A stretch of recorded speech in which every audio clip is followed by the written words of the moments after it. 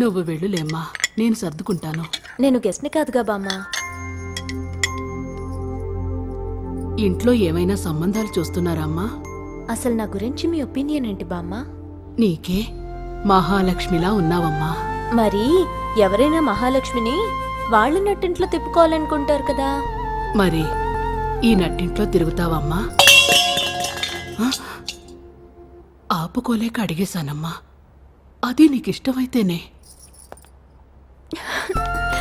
నాకు ఇష్టం ఉండబట్టిగా ఇక్కడుంది. బుక్స్ మీద ఉన్న ఇంట్రెస్ట్ నా మీద ఉంటే ఎప్పుడో ఈ నట్టింట్లో తిరిగేదాన్ని. అయినా పండగ పూట చీర కడితే గానీ నీకు ఆనలేదా? అవును, రేపేమన్నా మంచి ముహూర్తం ఉందా? ఓ సిరి కడుపు చల్లగుండా వాడి చెవిలో కూడా ఒక మాట చెప్పని.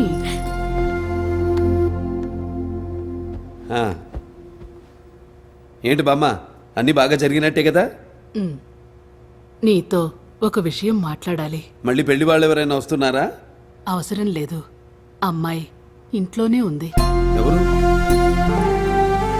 తను నాకు నచ్చింది. తనంటే నీకు మంచి అభిప్రాయం ఉంది.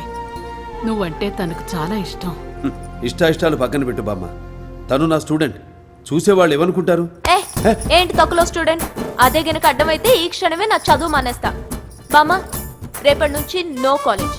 పగలు నీతో కిచెన్ లో, రాత్రి నీతో బెడ్రూమ్ లో. జస్ట్ 9 నెలల్లో ఈ రేంజ్ ఫిగర్ ని దింపుతా. బామ్మ అవుట్. ఎనీ